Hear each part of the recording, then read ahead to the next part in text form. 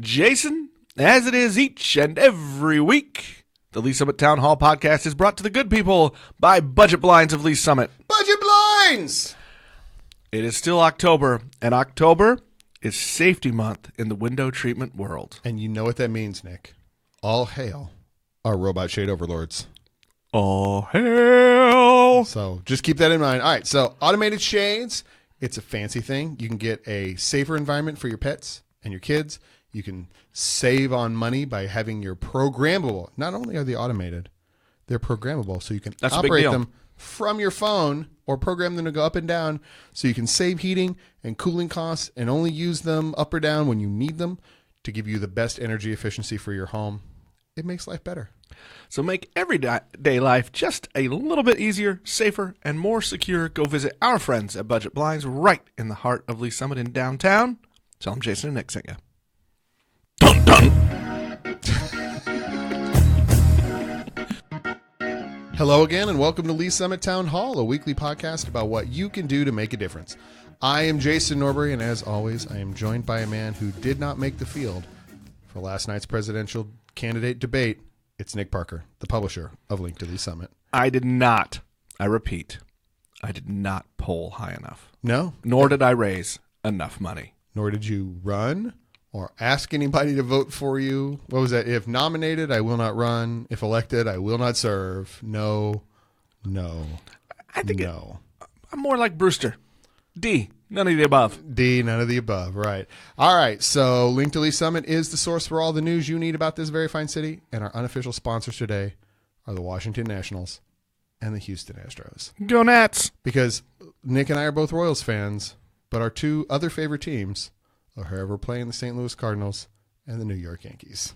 That's very true, although I got to tell you, it's really hard for me to root for the Stros. See, after all the years in Houston in college, I have a little warm spot in my heart for the Stros. I watched them get decimated by Greg Maddux in the Astrodome way back in the day. That's the Wayback Machine. Way back in the day. But and it is I will say this for the record, the Astrodome was a terrible place to watch a baseball game. Probably better than being outside at that time of year, but it was awful. But anyway, so the Astros got a little warm spot in my heart as a whole. But yeah, and honestly, they're playing the Yankees, and you cannot, in good conscience, cheer for the New York Yankees. No, can't do it. Can't do it. It's like rooting for gravity. No, it's in my blood. Can't do it. All right, well, let's now, Jason, let's get into a little more local focus. We'll pull away from the national baseball talk, and we'll zoom in here. You mean we're not going to switch over to being a sports talk radio podcast? No, I thought about it, but no. All right, fine. No. Actually, I want to start off the show with a little bit of sad news for our community. Jason, I found out yesterday Betty Herzog died. Betty, the wife of Dr. Bud Herzog, passed away this week. She was a longtime pillar in this community. Absolutely. She served on all kinds of boards and commissions, did a lot of work, philanthropic work, as the Herzogs both have done over the many years. And I would say that, we are better as a community for her involvement, and we are poorer for a community for her absence. So our thoughts and prayers and our wishes go with Dr. Herzog and all those who knew and cared for Betty. Let's move over now, Jason, and let's talk a little bit about some things going on with the Lee Summit R7 School District. We thought we had a couple of small news items, and then we got an extra one at the last minute. So we're like, news is just happening as we record. If you are in the district, you received their weekly e-news update, and included in that was an interesting, I think, item of note, and that was that Dawn Smith has resigned. Dawn Smith was in charge of the equity and diversity team for the school district. We heard a lot from her over the last several months and even year as we talked about equity and the mission for the school district. She has resigned and taken a position in the North Kansas City School District. Right, and she'll be replaced by Dr. Rexanne Hill, who is currently the Executive Director for Student Support. And while this is just a normal, in the overall scheme of things, people come and people go and people take new jobs and things happen all the time. taking a look at the district's sort of leadership, the superintendent's leadership team and the district administration, Dawn Smith was the only person of color on that entire staff listing on the district's website.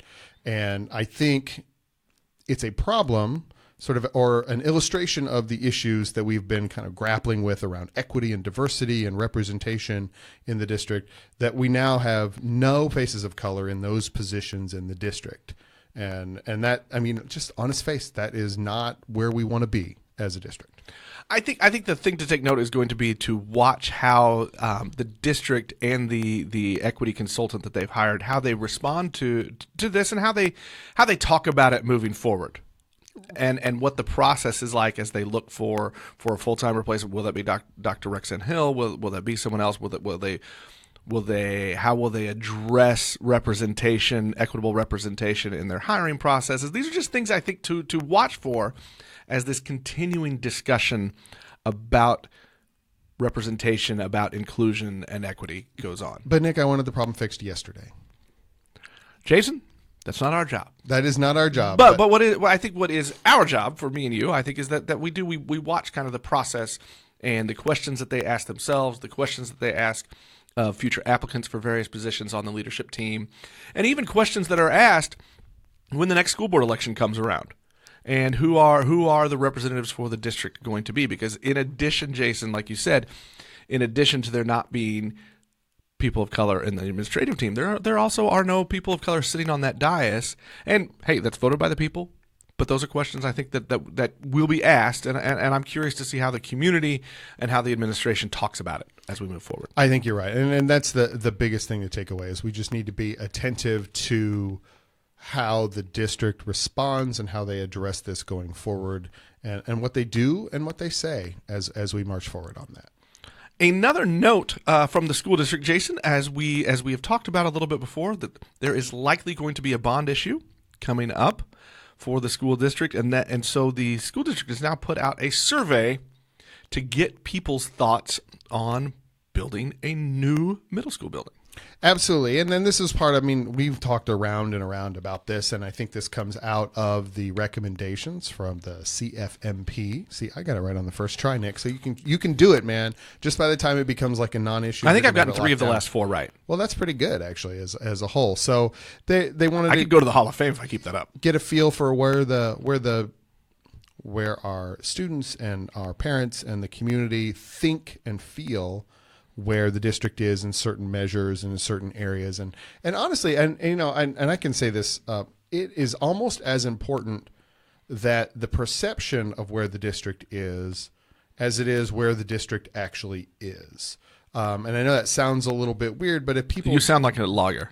Well, and it's one of the things that I've learned actually in my job as a whole is that it's actually, taking crime rates, for instance, it's important that we try to reduce the incidence of crime in our neighborhoods, but it's also very important. It's perhaps even more important that people feel safer going forward, because even if the crime is reducing and people still don't feel safe, they're going to act as though they're not safe, and that's the deal. So if the people if the perceptions and the reality don't line up, that's an important thing to understand, that the district can understand, and it certainly can impact potential support for a bond issue in 2020. Well, speaking of election, Jason, there will also be city council elections coming up next spring. Filing does not start for those candidates until December. I got to say this before you get into the thing here. I am both distressed that we are back on election season and yet kind of excited about it, because it's always so fun to go through that process, and it's something that we enjoy doing as a whole. But, man, I'm just like, again? Already? Like, killing me. It is the absolute easiest way for people to be involved.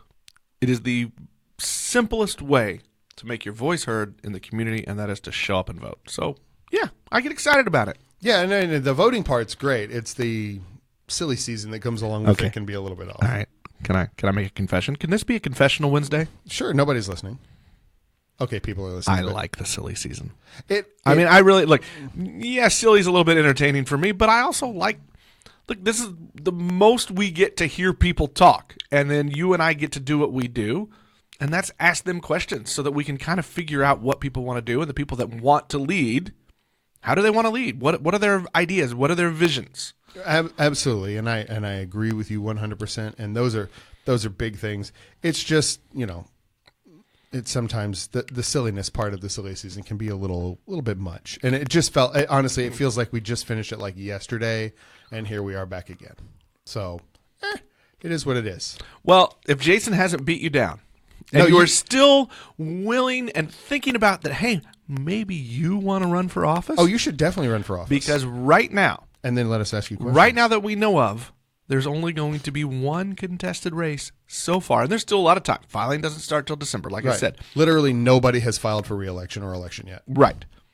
But if you're thinking about it, and maybe it's something you want to do either this next time around or further into the future, the Lee Summit Chamber has a special event just for these people. They are going to have a candidate panel from 6:30 to 8 p.m. on Tuesday, October 29th at the Gamber Center. And Jason, they have done this before. I think this it's just a good way, I think, for people to get a feel for what it takes, not just to be in office, but what it's like to run for office. You've done this. You've actually run. You've been a candidate. It's not easy. No, it is not. And it is I think the best way to call it is a humbling experience in a lot of ways. But it's also an interesting when people, and I'm going to say this in the right way, think you might be important. Sometimes they treat you differently, and it's very easy to get caught up in that if you're not attentive. But there are a lot of there's rules on campaign finance. I already know I'm not disclosures, and how to access the votes. I have one major criticism of the Chamber's event is that they have not named it what to expect when you're electing. And I'm a little upset that they didn't do that. So Matt Barrett, I'm giving you this one for free. So you can have that again going in the future. So you're welcome. You are welcome, Lee Summit Chamber. Can you just say your proposed title one more time? Sure. What to expect when you're electing. So if no one else finds that funny, know that I do, Jason. And be clear, I do. This podcast is for us. So that's right. So all right. So if you're thinking about it, you should go. You don't have to go and talk or they're not always asking you to declare your candidacy. No, but it's a chance to ask questions and it's a chance to learn. Right. It's a good opportunity to learn. And there's a lot of mechanics to it that I think you need to be aware of on the front end. It's not just like putting your name on a piece of paper and then walking around going, hey, vote for me. There's a lot more to it than that. So good on the chamber for putting that out there. And I hope that they get a good attendance so that we have a lot of contested elections, because those are what make the silly season fun, is having the multiple ideas and the multiple voices talking about a similar spot. And some people have choices. And it can exercise the democratic process. Speaking of things that get people a little silly and get conversations just a little bit silly. Oh my God, the segues tonight are just yeah, I know. Look, I'm working very hard to curb my need for dad jokes right now. I can't imagine why, because we're talking about weed. We are talking about Missouri's ongoing process to issue licenses for medical marijuana. Jason, I'm bringing this up because I shared with you earlier this morning before we started recording, the Kansas City Star had a story and an interactive map showing all of the applicants for dispensaries, cultivating labs, all of those things, for all of the applicants in the Kansas City area. You and I zoomed in a little bit and looked at the applicants in Lee's Summit.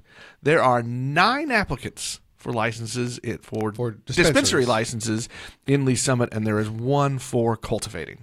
So that is in and of itself something that we paid attention to, and I think when the list got sunshine lawed into existence a few months ago, we went back and looked at those same things.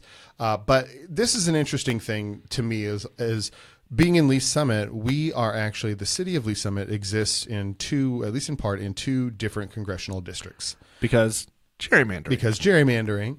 And the dividing line for a lot of that is 291. And from 291 to 7 Highway through what I'll call the northern part of Lee Summit through the... there's a weird U-shape. There's a little cutout thing. It's like Sam Graves' special little piece of Lee Summit that he gets. And... so that's interesting in and of itself, but it runs down 291 as a whole. So applicants on one side of 291 are in the 6th district in the northern part. So this is north of 50. And applicants on the west side of 291 are in the 5th district, so 6th versus 5th. And there are limitations on how many dispensary applications will be approved per congressional district. It's 24 per congressional district. And if you're on that west side of 291, and I think there's 3 or 4 that aren't, but the rest of them are, in the 5th congressional district, you are competing against basically the entirety of Kansas City, Missouri. Right. And all of that. And the Stars article said there were like 360 some applications, or 350 applications, and like 60 some percent of them are in the 5th congressional. Yeah, if you scroll up that map and look in just the Kansas City proper, there are a lot of dots. Right. And so you may see, for lack of a better way to put it, 2 sort of applicants who are each alike in dignity and quality, to borrow from Shakespeare for a moment, and one gets a license because it's literally on the other side of the road than the first. So that's an interesting piece. These are going to be being scored by a third party, an independent third party, who are doing blind scoring. So they're going to take all the names and identifying information off of the applications, and they go through and they look at those and they just, they rank them. And that's how the scores are going to be out there. We don't have any idea. The Stars article didn't indicate who that score was or whether we'll get to see the results at the back end of it. But so of those 9 applicants, we could have, as few as 0, or, we could have almost all 9 of them are granted, depending on how they're structured and where they fall in the scoring. Yeah, so that's just going to be interesting to watch, something we'll keep an eye on. I'm sure a lot of people are keeping their eye on as this new industry comes into Missouri, and we'll see if we have any of those in our town. I'm just trying to figure out which chronic condition I have is really what we're looking for. There we go. And now you have entered in with the dad joke. I just want to make sure we're clear. So, actually, it's not just a dad joke, but it's actually the accurate phrase for what they're looking at for those things. But all right, that is the basics, and we're just waiting on this process. But the applications are all in, and as these move along, we'll let you know as soon as any in the area are approved or not approved.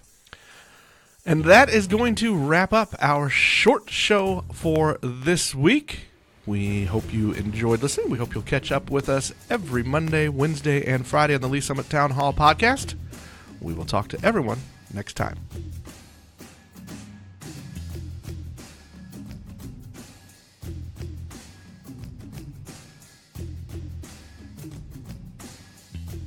You have been listening to Lee Summit Town Hall, a Link to Lee Summit podcast with hosts Nick Parker and Jason Norberry.